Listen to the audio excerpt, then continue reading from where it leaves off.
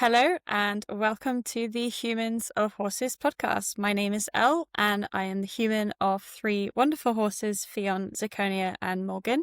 It gives me great pleasure today to introduce to you Rebecca Crump and her horse Owen. Rebecca, how are you? I'm very well, thank you. How are you? Also very good. And you are joining us from a very sunny Scotland. It's a rare day in Scotland, but apparently this is forecast for the next couple of weeks, so we're going to love it while it's here. Which will lead me nicely into saying, would you like to introduce yourself and Owen to our listeners? Certainly. Well, I'm Rebecca Crump. My main horse is Owen. I do have his younger sister, Sammy, who is politely called my spicy potato. She is a little bit on the fiery side. But Owen is my main man and he's my endurance boy. And we've done some fairly high mileage. Last year, we completed our silver thistle and our gold thistle, which compromises of doing 380 kilometres, which is 50 mile rides. And at the age of 16, then I thought he was probably past his best, when in fact, I think he was actually just coming into his prime. This year, again, I kind of started the season nice and quiet. Just did a couple of 30s and thought if we need to, we'll just drop it down nice and steady. And he proved me wrong and he decided he wanted to do some of the bigger mileage again. So we've done a 2-day 50, a 50 and 260s, plus a handful of 30s this season so far. So Wow. And how old is he now? he's now 17, going on 4. Going on 4. Yeah. Love it. So to sort of give a bit of a background, my side is I came across you via the Total Contact Saddle community. I myself have a retired endurance horse and we moved towards the TCS because I just got this feeling that she didn't want her old saddle anymore, and I felt if we're going to start our relationship and our story together, we kind of have to let go of the old. And I looked at the TCS and I always loved the bareback pad riding, so I was like, this is kind of a nice way to have that saddle but also still feel quite bareback. And then one day I was just on the Facebook group and I saw you and I was completely drawn to you and Owen because I was just completely amazed by how relaxed he was and how much he really seemed to, in the pictures, be enjoying what he was doing. So would you like to share with us how you sort of got into endurance and your journey with Owen? Yeah, I've had Owen since he was 9 months old, and I backed him myself. And by the age of 5, I was like, right, this is the year we're going to have a little dabble at everything and just see what he likes, what he's drawn to. And whereas he's got a cracking jump in him, he is not the bravest.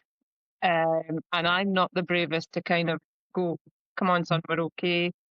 So as much as he could do it, I really needed to guide him quite hard. Just be the support team for him. And my confidence wasn't there. So we went out and we thought, oh, let's go and give endurance a go. And from the first ride, he just went, oh, this is great fun. So he had an absolute ball. We did a couple of 20Ks and then went up to competitive within the year. And he's been cruising around 30s for a long time. Then COVID hit in 2020 and couldn't get a saddle fitter out for love nor money. I wasn't happy with the saddle fit of the saddle I was using at the time. It was a treeless. Having spent thousands on treed saddles, treeless saddles, getting them fitted, I could only get about 3 weeks of a comfortable horse, and he started to just be not happy. So I bought the TCS on a complete whim. I thought I'll use it for just hacking about at home. Nothing really thought of at the time. I've been riding him bareback for months. I ride him with just the neck strap, no bridle, and he's there. He's got that connection. And I thought, right, we'll give this a go. And when I first got on it, I thought, oh my God, what is this? And because although it was almost bareback, it was different. There was a slight different feel to it. But within 30 minutes, I'd completely forgotten about it. And my horse, he just went, oh, this is the life for me. And his whole attitude to work changed in that one ride. Because the next day he was stood at the gate waiting to go for a ride. And he never did that with any of the other saddles I've had on him over the years. And I went, right, that's fine. This is what if he's happy, I'm delighted. Let's just go with this. Mm. So yeah, I think I sold my other saddles within about 6 weeks, and I haven't owned anything other than a total contact saddle since 2020. And like I say, he's done some majorly high mileage in that time, and he's never looked back. I mean, he's a horse. He can still have these wee fiery moments where he decides that at the start it's all too exciting and mummy needs to do a wee gravity check. And as much as it's not appreciated, I know that he's still comfortable. But yeah, yeah, the attitude change in him was really the telltale sign for me that I'd gotten that right. And yeah, he just powered on. The freedom of movement in that horse is unreal. His shoulders can move, his back can move, and I can feel a spook coming long before he's even thinking about it because those vertebrae on the back just start to pop up and you can feel it. And Yeah. then you can learn, right, okay, distraction or a sweetie or whatever works for your horse to say, right, oh, look, shiny thing over here. Let's forget what's over there. I mean, my mare, she's a different kettle of fish. She doesn't like to be babied. If you tell her she's a good girl more than 3 times, she's like, I know, stop telling me. Whereas Owen, you've got to tell him he's amazing and he's handsome and he's such a brave boy and he loves it. And that's what brings him back down to earth. But yeah, the TCS definitely changed our connection and our communication between each other. I mean, having him from a baby has majorly helped because he knows me better than I know myself and I know him. And it gets on well. But the TCS has definitely made an improvement. Yeah.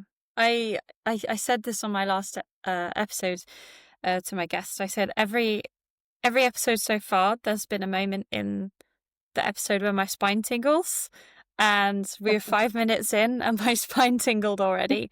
Like that's just so. I think it was when you started talking about the freedom. I was just like, yeah, that's what I really feel when I look at pictures of Owen, and it's just Yeah.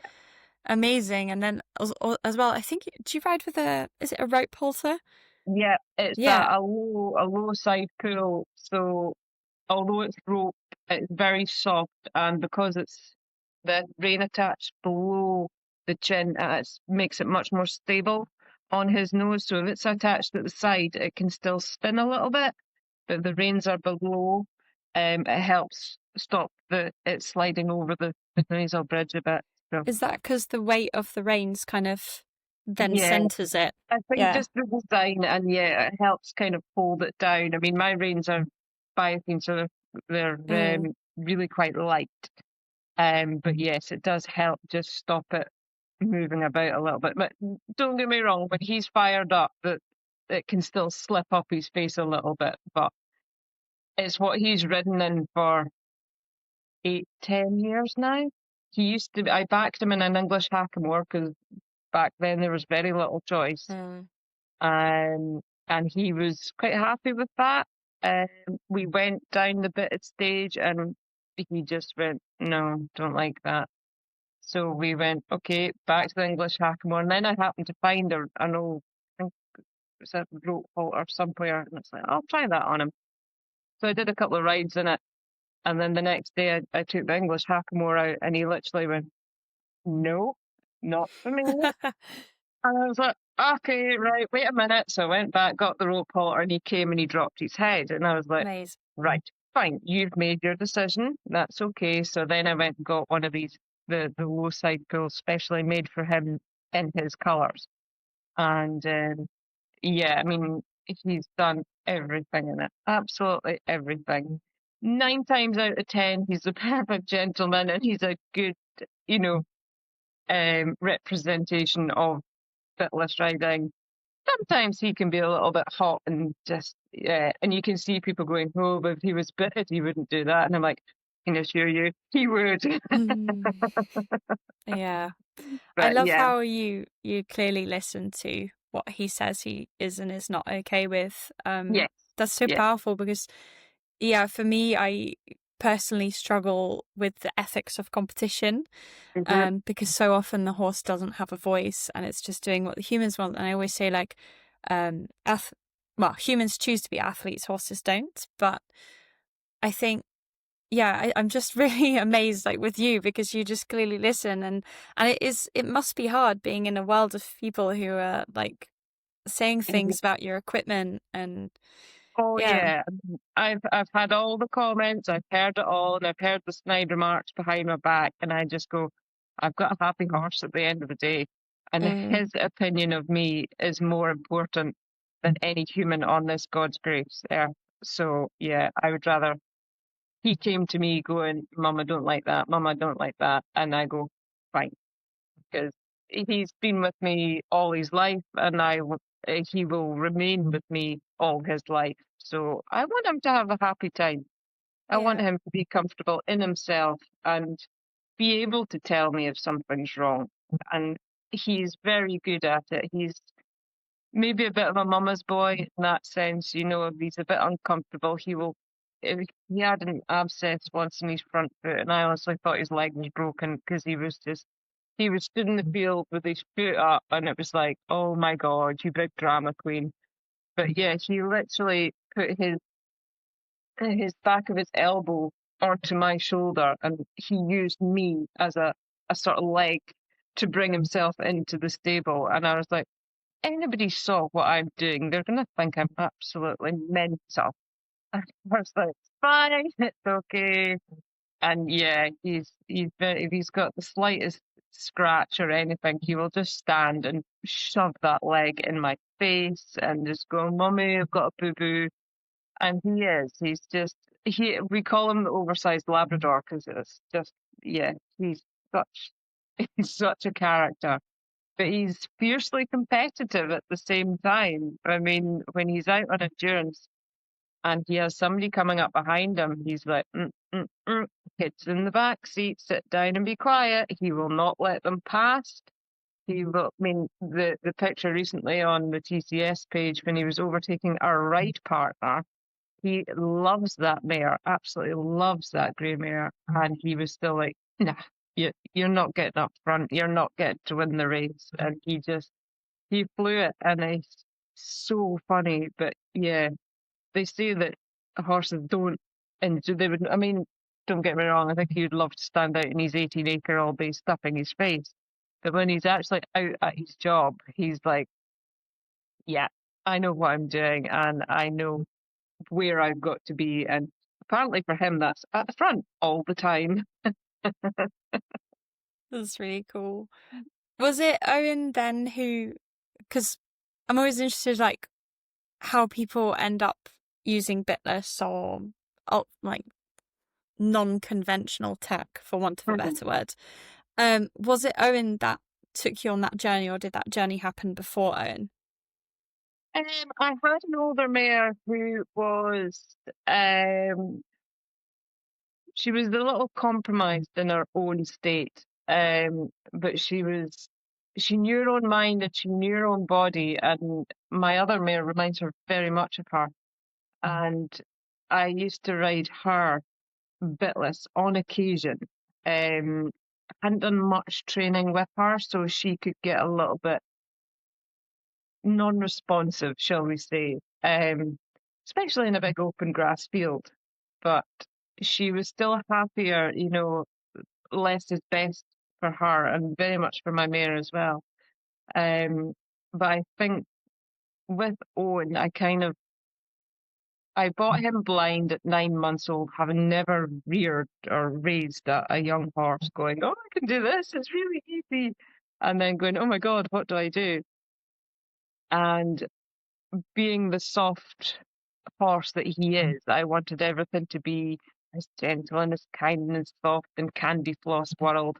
And I think that's what kind of made me start to look at different things, because as much as he went through the bitten stage at like a 2-year-old, I was still, I felt guilty putting a bit in his mouth. So I think I started to go, what other options are there? And yeah, there wasn't. I think you had a choice of a Borsal or an English Hackamore, and that was your choice. So it's nice to see so many different bitless options out there now, and the world is changing Mm. slowly. And I think some things may never change, but I think if people can do even their own thing at home and maybe some low key kind of competitions and just see how much happier their horse is. I mean, it's horses for courses. My mare, she will not take a bitless bridle of any form. I have tried umpteen different ones. She just goes, no, I don't like this. So she basically just has a headstall and a basic bit because Mm. that's what she is comfortable in. And I'm like, not going to argue. If that's what you're happy with, that's what you get. But Yeah. yeah, Owen won't, she will, and it's like, I mean, they're full brother and full sister, but they're chalk and cheese at the same time. So yeah, you've got to listen to your horse as an individual and treat them as such. It's much like children. You know, what one likes, the other one won't, or what it likes one week, it doesn't like the next, and it's just, yeah. You learn not to take it to heart. They're not doing it because they don't love you. They're just, yeah. It depends which way the wind's blowing that week. It's funny you bring the children into it because a good friend of mine, she's called Poppy, and we talk a lot about sort of horse training and concepts. And like, I said to her, I think recently, or a few people, I said, like, I read a lot of books, and actually the books that I learn the most about horses are not horse books. And Yeah. she said that she's really gotten into parenting books. And like, she's 17 and she's reading parenting books to learn more about her horses. And she was saying, like, I think she's going down the sort of path of looking at attachment theory now. And yeah, it's funny, right? How there's that link and Yeah. yeah, because But yeah, sorry. no, I was just gonna, yeah, reiterate, yeah, dogs are the same, kids are the same, and it's very much how you deal with the situation. If you're going to say, no, this is the way we're doing it. And there will be times for safety that you have to say, we have to do it this way and we have to do it this way for a reason. But yeah, swings and roundabouts, isn't it? Yeah, and it's about having that conversation, but also setting the safety boundary. Because I was someone who was like, I don't want to hurt my horse at all, and I was terrified of hurting my horse. Mhm. But then I realized, well, I still have to have that conversation with them to say, hey, we're crossing a road, and right now you You need to have to listen to stop. my direction. Yeah. Yeah. So I No, think that can, exactly that. It's safety first at the end of the day. I mean, the basic management of your horse, being able to lead them in and out of a field without being trampled or without being dragged across the field for, 3 days. It makes a difference when your horse listens and is calm in that moment. Their herd mates could be galloping around, but you're at the end of the lead rope and you've got to say, this at this moment in time, you need to stand. You will get to go and run with your pals in a minute, but right now, you have to keep your legs in one place and just calm. But yeah, and it's, basic rules: no biting, no kicking, no barging, and mm, yeah. I mean, when you look at a horse, you are very much the weaker of the two. Doesn't matter what you do, if a horse is going to do something, it's going to do it. So. yeah. And it's about building those sort of um, patterns and mechanisms to then work with that. Mhm. Yeah. Yeah. So on competition day, a question that's sort of come up for me, if Owen is perhaps a little excited or something like that, is there anything that you do to sort of come back and be connected and in a space together and not sort of too bothered around about the outside world? Um, it can be difficult when he's in his spicy mode. Um, Generally, he's pretty good. He did, like I said earlier, he did decide to give me a gravity check right at the start of a ride, which really knocks your confidence. I mean, I've known him all these days, and I knew it was coming. I could feel it, but there was absolutely nothing I could do about it. It was a case of you're going to have to try and sit this one out, and I didn't. Um, so it's a case of with him, he really needs his mind being kept busy. Whatever it is that we're doing, it is for him, it's a distraction thing. So when we arrive at an event, I can generally tell how he's feeling. I can see in his own, he wears his heart in his sleeve, so I can see Mm. straight away. And he's generally pretty chilled. He'll have a look about, and we'll go across the vet and we'll, get our checks done and do our trot up. And I can generally tell by the trot up how he's mentally feeling. If he trots up like an absolute angel, we're going to be fine. Absolutely fine. When he starts doing a trot up sideways in canter, I know we're in for a spicy start. So yeah. So we sort of we'll come away and we'll just walk about. Breathing is one of my I need to learn to do it, because if I hold my breath, he holds his, and he Mm. can hold his breath for a long time. So yeah, I get reminded a lot if I start to feel nervous because I feel him being a little bit excited.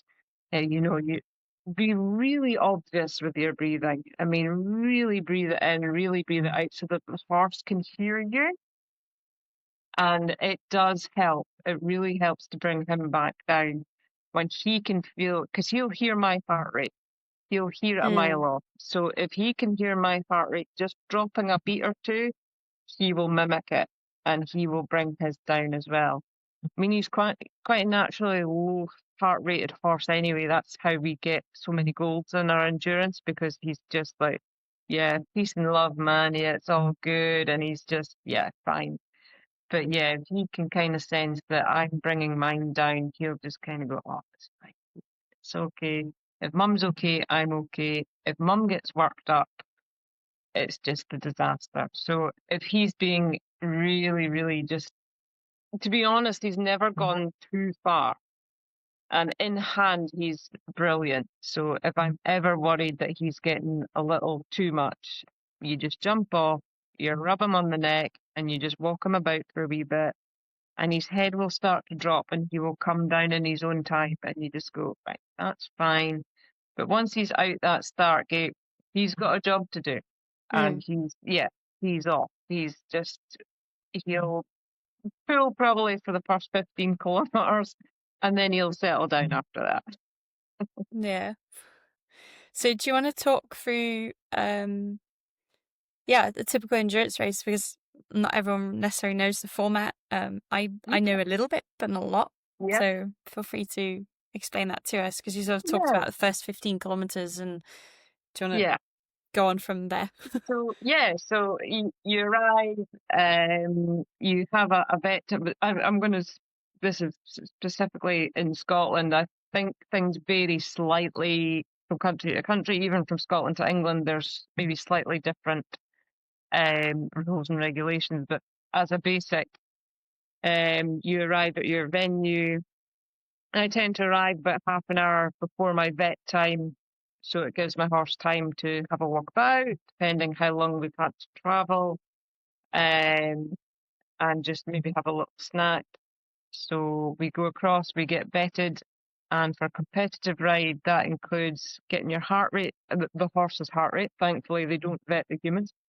Um, my trot up, I would fail. So they check heart rates, they check for dehydration, and they check gut size. And then you trot away from the vet, you turn and you trot back so they can check to see if there's any stiffness, lameness, or of any concerns. All going well, that's you passed. You then have half an hour to get ready. So you go and tack up. You make sure you've got any hoof boots on that you need on. Um, you get on and you head across to your start. and then you get the go ahead. I think there's a 5-minute interval between each horse or group of horses if you're riding with anyone. And then you head on out. Depending what sort of distance you're doing, you generally get vetted every 30-ish kilometers. So you could be doing, if you were doing like an 80-kilometer, it might be like 32, then another 32, and then your final remainder as your last loop. Just it depends on the route and the distance. But it generally goes from about 30k up to about 34, 35 at push. So you come in at, say, your 30-kilometer mark, you get vetted again. Your time is still ticking at this point until you have vetted. So you come in, you get checked again for the horse's heart rate to make sure it's below 64 beats per minute. Make sure the horse is sound and gut sounds and everything else is rechecked to make sure the horse is fit, healthy, and good to do the next loop. You then get about, it's usually 40 minutes break to get your horse to eat, drink, keep it warm but not too warm. Make sure they don't stiffen up, and for rider to go to the toilet is normally number one on the agenda. I hadn't thought Eat and about that drink. actually, Yeah, but that's a yeah. really good point. Yeah, some rides you are desperate to get into that vet gate, but I think, to be honest, most endurance riders, if you gotta go, you gotta go. So you will find a bush or a tree and just do what you have to do. There's no way you're gonna hold it. So once your 40 minutes are up, you tack back up and you head out onto your second loop. And you just keep repeating that until you've reached the distance you've done. Oh. So if you're doing an 80k, your horse to be vetted 4 times. So they're regular, making sure that the horse is fit, sound, and healthy, and is able to do the next loop. I mean, you could be signed up to do an 80, but by the 60k mark, the horse could be going, nah, it's too much. So, Yeah. and that's down to rider as well. The horse may pass the vet, but as a rider, you need to know when and if to call it a day. If it's Mm. done 60k and it looks like it's done 60 kilometers, then you stop there. Some will push on, but you have to know your horse. You have to know what the terrain is, what the weather conditions are. If it's a hot day and your horse is not used to competing in that kind of weather, it's not fair. And it's a toll on the riders as well. I mean, as a Scottish rider, we very rarely get this beautiful sunshine and hotness. So we come back looking like we've been under the grill for about 3 days. So it's important that we keep hydrated and we keep our wits about us as well, keeping an eye on terrain and how our horses are moving, how they're, if they're tripping a little bit more than what they should be, are they getting tired? Do we need to slow it down a little? On the flip side, is it wet? Are they getting cold? Do we need to speed it up a little bit just to keep them warm, stop them tying up? It's a very tactical game, endurance, and it is about knowing your horse, and it is about knowing what your horse can cope with in different situations. And there's nobody on this earth that can tell you what is best. Some people don't let their horses eat before a vetting because it puts their horse's heart rate up. I have to let Owen eat because if I stand and argue with him saying you're not getting a bit of grass, his heart rate will go up.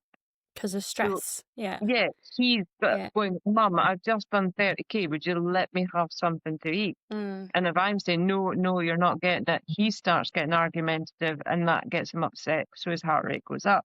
Yeah. Whereas a lot of people don't let their horses eat because they get excited when they eat, so their heart rate tends to go up. Mm. So it's a very individual thing, and what will work for one will never work for another. I mean, I have a very good friend and a ride partner that I've done a lot of rides with, and she gets mad at me because I've never taken a heart rate on my horse. So most people you will see before presenting to a vet will have a stethoscope up against their horse so they know their horse is below the 64 beats. Threshold, yeah. Yeah, so they are safe to present. They're not going to fail, that they can go ahead. And I've done my entire endurance career having never taken a single heart rate. And she gets really friendly furious with me that she has to take a heart rate, but I don't, because I just look at Owen and I can tell by his demeanour of he's chilled, his chest is relaxed, there's no pulse in his neck. And I'm like looking at him, watching it, and I'm like, no, he's fine, let's get to vet. She's like, have you done a heart rate? And I'm like, no. So yeah, she gets a bit mad at me. Especially doing the 80K, she was like, I can't believe you've done a 50-mile ride and haven't taken a heart rate once. I was like, I don't need to. I'm like, Owen's the cool dude. Do you think there's just maybe a sort of because of the checks and the stringency, do you think there's sort of almost a fear of failure feeling that shows up for people? Yeah, certainly she has a more native horse, so naturally, no matter how fit they are, they do tend to just have a slightly higher heart rate. I mean, her horse is probably fitter than what Owen is, certainly on a even keel, but just being the breed, she just holds it and she can drop and then she can spike as well. So Mm. yeah, it is we obviously want to pass. We obviously want to get the gold, and it's not for the trophy at the end of the year. It's so that we know our horses are fit and able to do what we're asking them to do. Mm. Yes, the trophy is nice, but we want to make sure our horses are going to be able to travel home well. They're going to come off the lorry at the other end looking like they have done nothing at all. And that, to me, is the goal. No matter Mm. what the distance that they have travelled. I mean, last weekend we went down to Dumfries, which was a 3-hour drive. We did a 3-hour ride in pouring wet conditions, and we had a 3-hour drive home. So it's a long day for the horse as well as rider.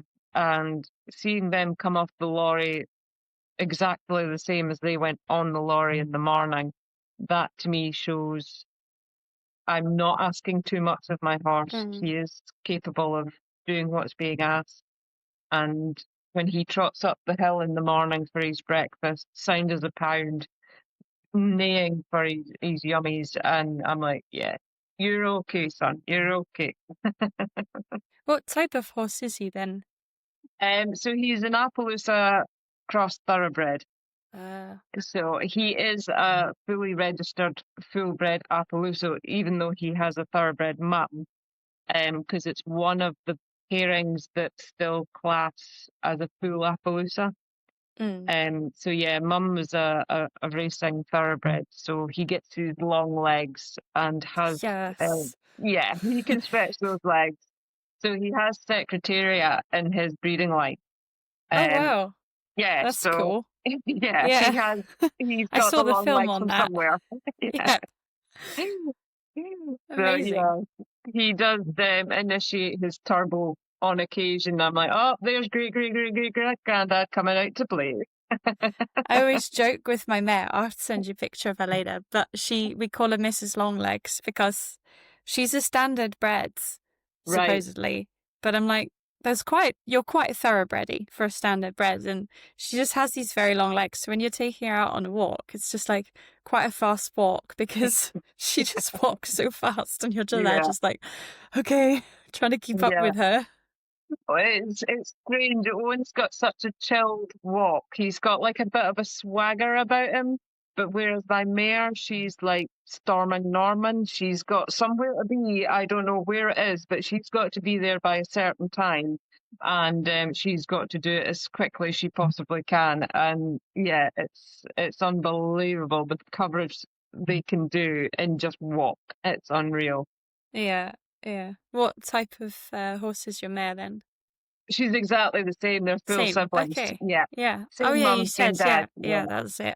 Yeah. So Yeah. same same mum and dad. Yeah. Yeah. Yeah. How much of I mean, you said they're quite different, but like I met my youngest mare's younger sister, and they're half and half. She's half her half sister, and there's bits where I'm like, oh yeah, Mhm. I see my horse in her. Do you have the same with your two? Yeah, as much as they can be so alike in certain circumstances and then be completely different in others. It's y- sometimes you can see their full siblings not just by their markings, but their mannerisms and the things that they do. And some things I think are maybe learnt, like Owen tends to cock his back leg like a dog if he's needing scratches, and he's not overly polite about it. He'll just cock his leg on you and just go, "Come on, get the job done." And then my mare started doing it, and I was like, okay." So yeah, she'll now kind of come along and cock her leg, and you're like, "This is ridiculous." But yeah. You end up being a scratch slave, don't Oh, you? I have. I've been wedged between the two of them. I actually have a picture somewhere from a few years ago. They were both, I had a bum here and a bum here, and both my arms were between their back legs, and I was scratching, and I was like, "You're lucky I know you guys so well, because there's no way I'd be doing this with any other horses on this world." And it looked like I was being eaten by two horse bums. It was ridiculous. But yeah, they love their scratches, and they are big softies, and it Mm. is nice when they just want to be with you. Somebody's mare being a mare, she'll sort of go, "Leave me my bucket and don't even look at me." And you're like, "Okay, that's fine. There's your bucket, darling. I'll see you in a little while."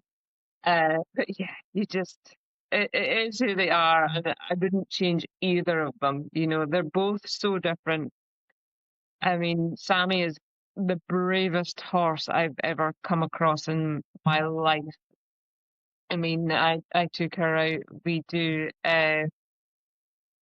not drag hunting. I forgot the name of it now. Basically, the runners, they don't trail a scent or anything. They just run. They meet the bloodhounds in the morning, and then they go running across the countryside, and we get to chase them. And it is the most fun ever. And this mare will, any obstacle in front of her, she will jump it. She doesn't mind at all. So yeah, she'll jump 6 foot drops or 1 meter walls. She doesn't mind at all. She thinks it's great fun, and you literally just have to sit and hold and point her in the right direction and pray for a good landing. I think I'm gonna bring in some of the questions now, because Yep. I used to send them in advance, but I actually think it's nicer to just not do that. So the Yeah. first one is what gifts have you received from your horses? And you can talk about both or separately that keep showing up for you or are showing up for you right now. I think them in themselves, to be honest, were a gift, because they're just. I was so lucky to find Owen in the first place, because, I was. You look on, well, back then you were looking on websites, and my older mare was sort of maybe 18, 19, and I was thinking, it's probably about time I start looking for the younger model. And I came across this picture on a horsey website, and he was pulling a goofy face. I mean, he looked a complete dork. And I was like, "Oh my God, I love him. I absolutely love him. He's just a goofball." And I I traveled 3 hours to go and view him. And well, I put the horse box on just in case. Um, as you do. I thought, well, there's no point coming 3 hours down wanting him and then having to arrange transport. So I thought, just take it in the trailer with me. What harm is there? And here he was. He was in with his siblings. They'd been weaned off mum and stuff, and there was maybe about 5 in the pen. And the other 4 were all like, "Hi, I'm your friends. Look at me, look at me." And Owen was stood quite quietly at the back, just kind of taking an interest and just having a wee look, but he wasn't in your face. And I was like, "You're just such a wee sweetheart." He was just, I didn't change my mind. In fact, I think it made it stronger when I saw him just kind of going, "Hi, I'm the one at the back, I want to come and see you, but I don't want to get in trouble or nothing." So yeah, I was like, "Yep, okay, take my money, put him on the lorry."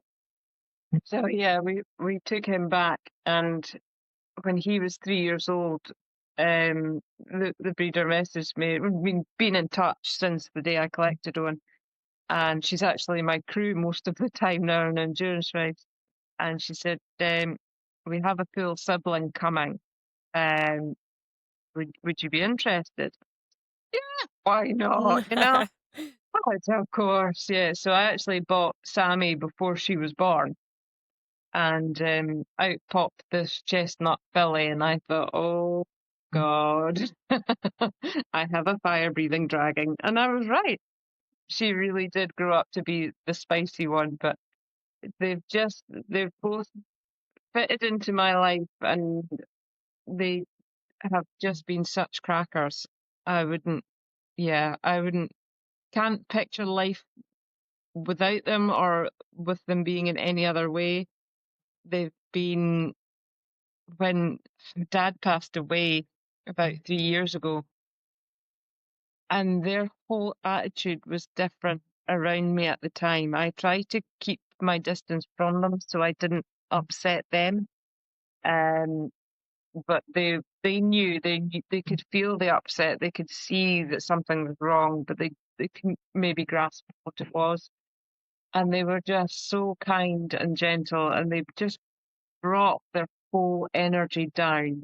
Whenever they saw me come, their heads would just drop down that little bit slower, and they were just like, "Okay, yeah, mum needs a bit of support right now." And they were just amazing, and they've always done it. Whenever mum's upset for any reason, they just they go, "Okay, yeah, today's not the day to push mummy's buttons. Let's just leave that for a couple of days."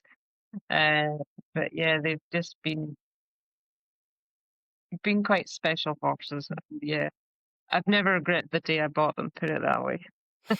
I think that's really good sign, because I Yeah, think we talk a lot about in the ethical horse community about how horses mirror us, and when we talk about the heart rates earlier, I thought about it as well, and it's like sometimes I'm like, are they mirroring me? Well, whether they're mirroring me or I'm mirroring them, it doesn't matter, because it's like the relationship then sort of confronts yourself with what that emotion is.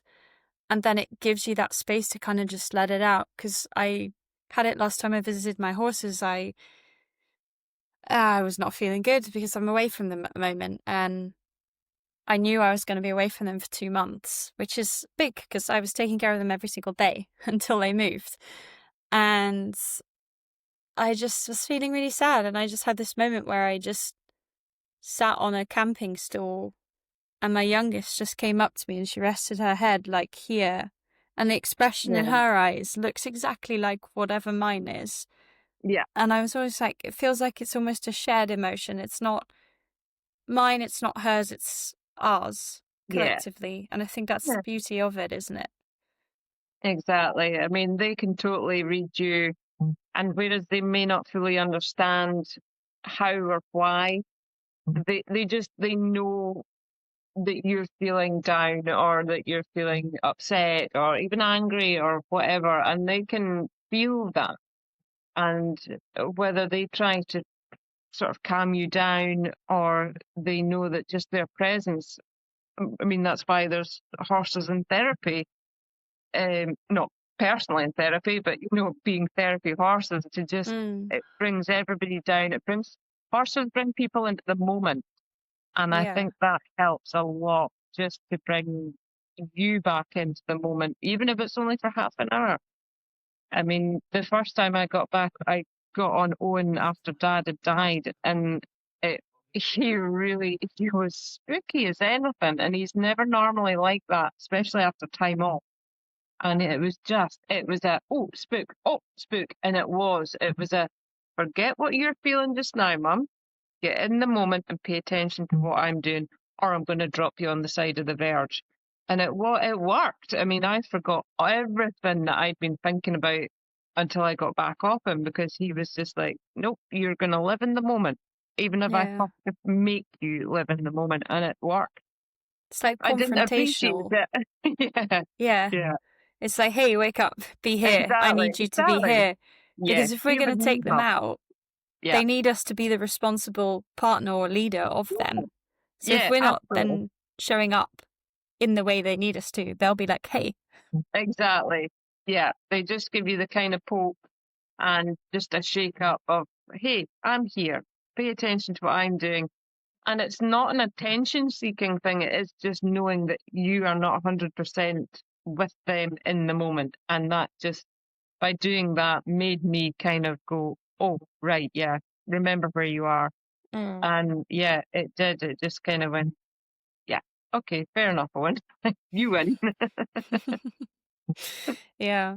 I I mean, yeah, as you know, as I know, as probably most people listening know, they just completely change your life, don't they? Oh, yeah. I mean, like they say, it's not a lifestyle. It's not a hobby. It is a lifestyle choice. Yeah. And you know, you just think, what would you do without them? You know, it's even the dogs. You know, they are part of the family. They're part of your routine. They're just everything you do. You're like, oh, sorry, I've got to go. I've got to go and do this for the horses, or I've got to go and do that, or you know, just sometimes it's handy as an excuse just to get away. So I've had enough humaning for today. I'm just going to go and play with Gonna my go pony. animal instead. Exactly. Yeah. Yeah. I think that's what I love about it as well, because I do shift work. So sometimes, yeah, I'm getting up at 4:30 in the morning and then I finish maybe at 2:33-ish, maybe a Aye. bit Yeah. later. And I was always having to look after them and, just to clean them because I was by myself over here in Yeah. terms of care predominantly. I had a couple of people to help me if I really got stuck, but their day to day, it was me. And sometimes I drive in the car from work. I'm like, I'm so exhausted. Like, I don't want to go to the horses. But then as soon as I was there Yeah. and like mucking out, it's like all that Yeah. energy of, ugh, just Yeah. is gone. Just take it off. Yeah. Yeah. I And mean, it's just a magic. absolutely. I mean, there was a time when I think Owen would have been about 2 or 3, and he was in a livery yard, and I was working as a breakfast supervisor at the time, and I was about 40 minutes from work. And of course, the horses were in the other direction. So you had to get up at like 4:30 to go and turn the horse out. And you're like, oh, I'll muck out later. And you would sort of finish work at 3, 4. By the time you got to the horses, it was 5. And you're like trying to keep your eyes open. And you still had to muck out a stable. And you're like, oh. But as soon as you actually got there and got stuck in about it, I think it kind of helped you get rid of the stresses of the day and just kind of move on. And yeah, it made life, although it was a long day, just that mucking out of a stable for half an hour, it was amazing how it just brings you back down and just goes, ah, that's fine. I smell like horse poo again. I'm happy. That's so true. I mean, we don't care. No, I'm like, I've got hay in my hair, whatever, it's hay coloured anyway, Exactly. no one's going to see. Oh, yeah. And then you go off to the shop and people are looking at you like, And you're covered I in mud, don't and it's just care. like, whatever. Exactly. If you had the day I had, you wouldn't care either. It's like, it sounds a bit bad. I was on a like sort of lake yesterday with some friends, and there was like sand, and we were having a picnic, and the wind occasionally blew some sand on the food, and I was like, I don't care. No, God, no.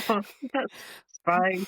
Normally, I have my sandwich with a bit of mud on it. Exactly. It's good for you. It builds the immune system. Yeah, that's what I tell myself. Anyway, I think a really nice question to go on from this is, I really like this question as well, and you can do it separately for both of them. If your horses could tell us what about you, what do you feel they might say? Um, I think Owen would say I'm the best mummy in the whole wide world and he loves me very much. Oh. At least I hope that's what he would say. Sammy would say, she brings me my food, she'll do. That's really funny. I love Sammy to bits, and to be fair, she has got my back. She really does. If I've made a mistake, she's supported me, whether it's coming into a jump or just in general life. She has got me. I'm very much the bucket bringer. she, she loves my other half. She loves my partner, and she adores him. And she will stand to get loves and scratches off him all day. And then she sort of looks at me, going, mm-hmm. And you're like, yeah, yeah, I love you too, Sam. Yeah, I really do. But she's a complete character. But yeah, Owen, yeah, I think Owen would be the softy. I love my mummy. I'm not going to question it. She's the best person in the world. Yeah, exactly. I love my mummy. That's hilarious.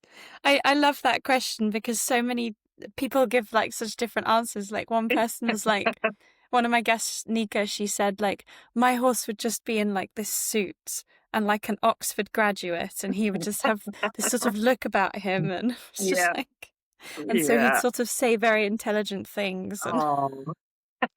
that's so cute.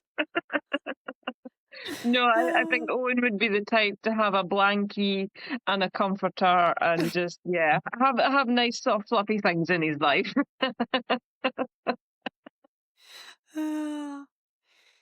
Okay, I think that this is my favorite question, which came to me a couple of weeks ago. Says, where or what makes you feel wild? Um, I take it alcohol's not the right answer. Um, I think maybe wild is not quite where I'd go, but free Mm, is, yeah, just when you're going as fast as you possibly can in wherever, whether it's the beach or a freshly cut silage field or stubble field, and your horse is with you in every single hoofbeat. I mean, wild would be more Sammy because she is mm. my wild child. She's a rocket, the absolute rocket. So yeah, when we're hurtling across the countryside chasing people and jumping scary things that I wouldn't ever look at in day-to-day life. I mean, my happy jump is like 2 foot, and she'll laugh at me for doing that. Um, but yeah, when she's getting to jump 6 foot walls, yeah, that's when I feel, my God, I can actually do this. Mainly because my mare is supporting me in every shape and form. She's Um, like, let's do this. Yeah. exactly. She's like, sit down, shut up, and I'll get you on the other side. So yeah, you've got to leave her do her job. You don't mess with Sam. You just sit down and be quiet. Sometimes Uh, it's like just showing them, okay, I trust you in this moment. yes, yeah, You've that's got me. exactly. I trust you. Yeah, Yeah. exact. That is Sammy. She knows her job. I know she knows her job, and I've just got to go, fine, I'll see you on the other side. It's all okay. You've got this, babes. You've got it. I'll just be quiet, and yeah, I'll tell you it's this one. And please don't go 100 miles an hour. But yeah, you can go at a bit of speed, but yeah, she's she's the wild child out of the lot. But Owen wildness, nah, It's he's more too soft. freedom. That's the word, Yeah, I think, is freedom yeah, from yeah. him. For him, for sure. Because I can ride him, I can ride both of them, but he's the one that's done it the most. I can ride them completely tactless. And I can ride out into the hills, I can ride through a stubble field, I can ride him anywhere on this earth, and he would just do it with just a neck strap. And he's there. He never pushes it too far. He doesn't take the mick. He just goes, oh. Mummy's trusting me with this. I have to, play the game and not be silly. And he's brilliant at it. He's so good. And he loves it. He loves that I'm giving him that extra step that he could, if he wanted, just put his head down and eat and or take off or, Yeah. rodeo or just do whatever he wanted because there's absolutely nothing I could do. But he doesn't, and he just goes, yeah, okay, Mummy's given me this freedom. She trusts me. And he loves it. I mean, like I said earlier, he's got this swagger and it's not an arrogance thing, but it's a proud thing. And he just kind of does this. And he's like, yeah, this is me. I can do it. And he knows he's a good horse. And he likes to show it off sometimes. Because the tackler stuff, is that something you specifically trained, or was it just in a moment you suddenly felt, let's try this and run with it? I trained Owen so he could neck rein when I was riding him with a bridle or in his rope halter. And there was one day it was too hot. I didn't want to put a saddle on him, so I was like, all right, just ride bareback. And we'd been riding down the road, and he was neck reining beautifully, and I was like, I almost got like the word kept flashing into my brain, and it was really weird, and it was just like, no bridle, no bridle, no bridle, and I was like, what's the worst that can happen? All he's going to do is ditch me and go home.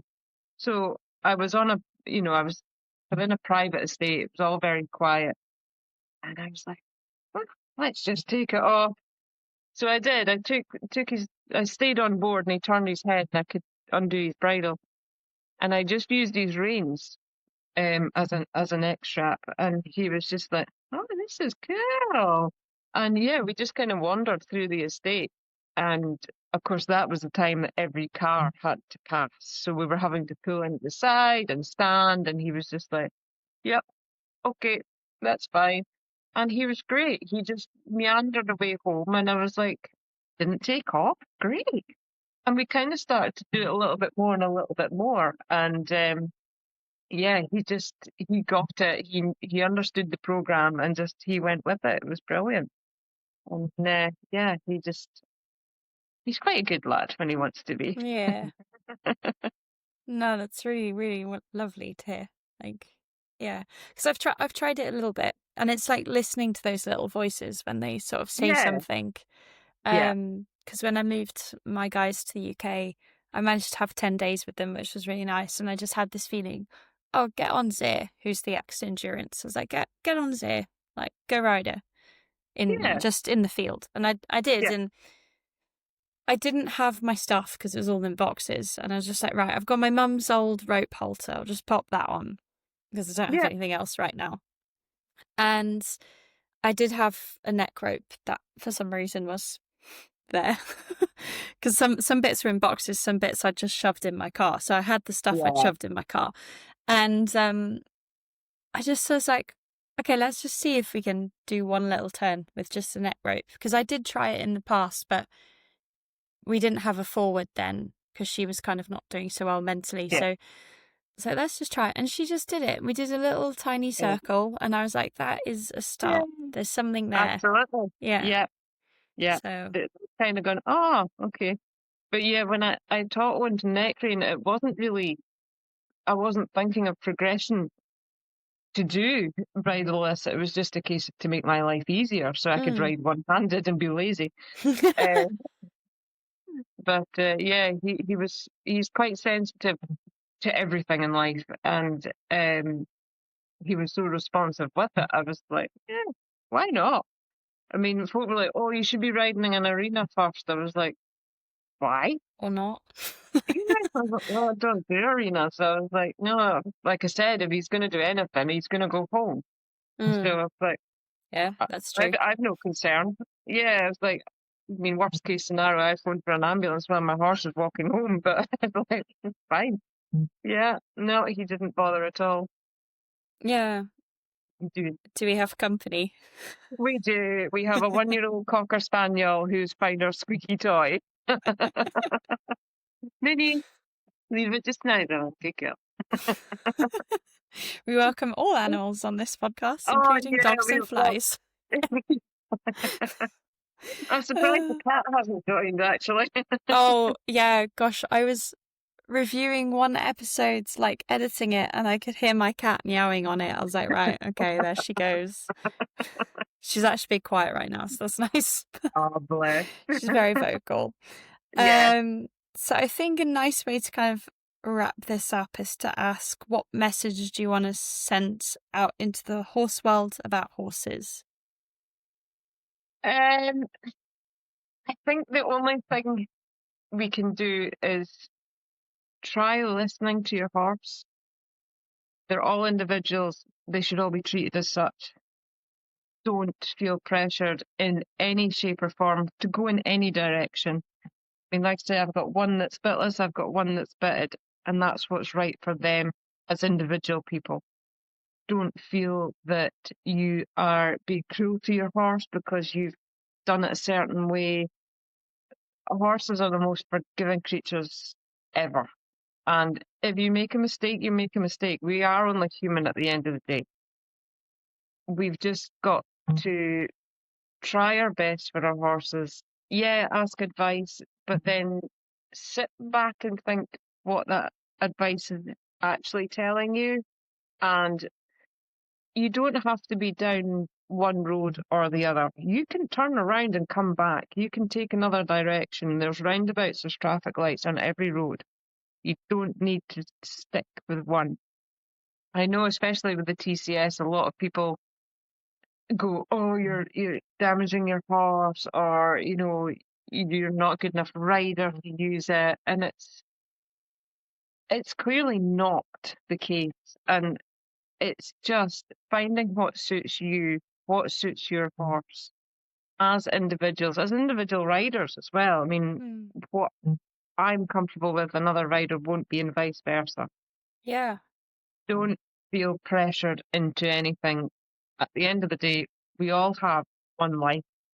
We've got to be happy with our decisions, and we can always change them and go another direction if it doesn't work. Don't feel you have to stick on one path, and just enjoy life. Nobody's getting out alive. Don't take it too seriously. Just have fun. Have fun. Yeah, I really love that. It's a good way to end. Have fun. Yeah. And well, on that note, I've had a complete hour of fun talking to you. So yeah, lots of smiles, lots of laughs. I loved your stories, and thanks so much for coming on.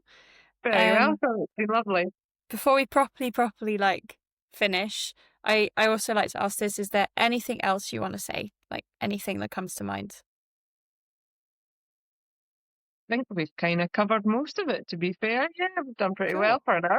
Yeah. Well, thank you very much. And Very welcome. yeah, speak to you soon. Thank you very much. Bye.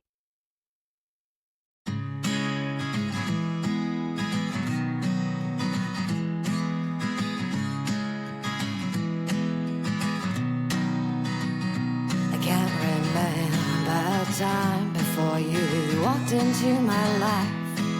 You took the broken parts of me and made it all alright. There's an easiness to your grace that I will never know, and every day this feeling only grows, and every moment with you just bleeds into one.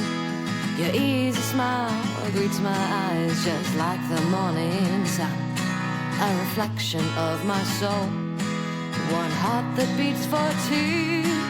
Just know, my love, that I will carry you.